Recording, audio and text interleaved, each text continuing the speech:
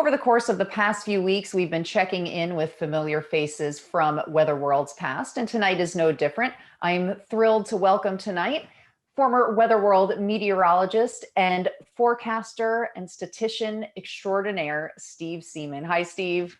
Hi, thanks for having me. Hey, thank you for wearing a coat. You're so fancy today. It's the first time since February. It feels a little strange, but kind of good. All right. Well, hey, we appreciate the effort you're putting into Weather World tonight. We're just curious, and we haven't seen you since last February, as you just said. What have you been doing since we last saw you on the show? Well, some viewers may know that I spend most of my time in the department developing and teaching online classes. We have an online weather forecasting certificate program that was developed in large part by Lee Grenzi. I've been teaching in that program for almost 20 years now.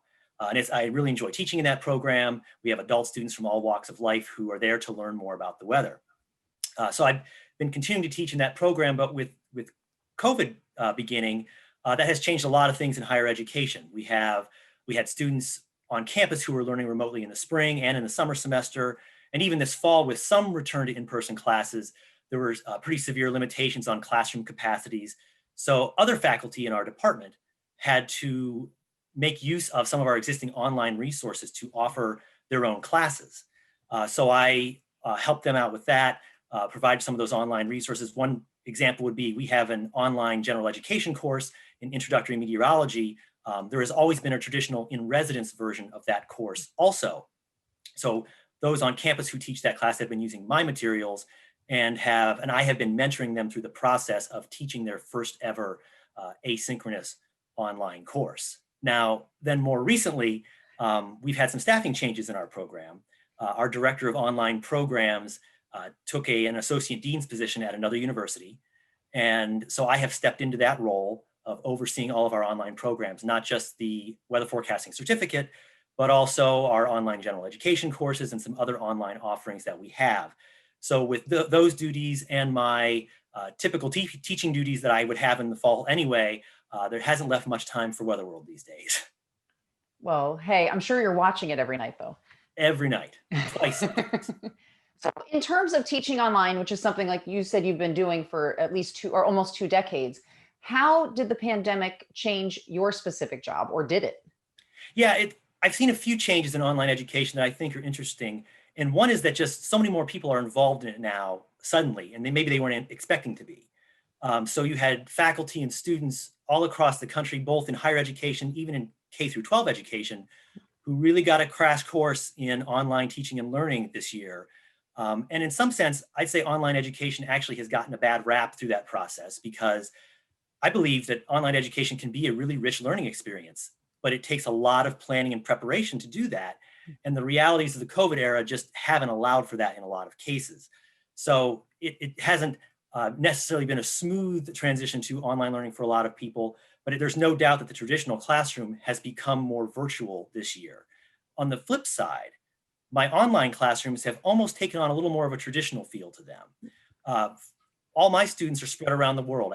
My courses are offered through the World Campus, so I have people in different time zones, different work schedules, and that does not lend itself to required meeting times where we all get together at the same time and have a class. So historically, all the communication has been through email and discussion forums. It's asynchronous. It happens sort of on student schedules. But with the pandemic, things have been changing where everybody's a little bit more familiar with the technology that's available. And just one example is I have done one activity in my advanced forecasting course for years that has it required an in-person or online meeting at the same time. And a few years ago, I started using this software called Zoom. Well, a few years ago, when I introduced the activity, most students were like, what's Zoom? Like they had never heard of it. They didn't really know how it worked. Well, now half the world lives on Zoom for all of their meetings. So there's a lot more familiarity there. And now that folks know they're more familiar with what's possible, there's more of a desire to have those in-person interactions, those real-time interactions that more like what you would have in a traditional classroom. So while I still don't require those kinds of meetings in my class, I do make them more available regularly for students because there is more of a desire for them. And I think it's a situation where everybody's increased familiarity and the fact that the technology has gotten better has really made that easier to pull off in an online class. I think the last thing that I have noticed is all my students are returning adult students, and they have a lot of more challenges in their own lives. They have perhaps they lost jobs through COVID, or they have increased hours at their work schedule. They've gotten sick. Family members have gotten sick. I've had students that they've had family members that have passed away during class. And they're maybe navigating working from home, dealing with their kids at home doing schoolwork, their own schoolwork, while they're trying to do their online studies. And so it's a matter of helping navigate them through all these other challenges that everybody's dealing with in the COVID era. So in addition to all of the busyness with your professional life over the past 9 months, you had some big family changes as well. Can you tell us about that and how the pandemic played a role? Yeah, so we welcomed a new baby in April. It was our third child.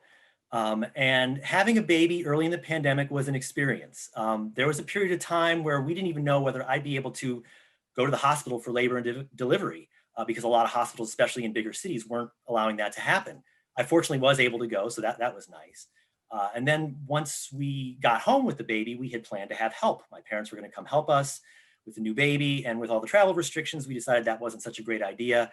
So we came home, we hunkered down, we tried to figure out how to care for a newborn, help our own kids who were home from school doing their schoolwork because all the schools were closed, helping them through school. And we were working from home as well, trying to just manage all that. And it has been an adventure, and it still is an adventure. And once in a while, we even get to sleep. Well, Steve, on that note, thank you so much for taking the time to do this today. I know that you're a busy guy, much busier than the rest of us. So thank you so much. It was great seeing you. And we hope the best for all of you. And we hope to see you in person soon. And thank you very much. Thanks for having me. Okay, we'll be back in a moment with more.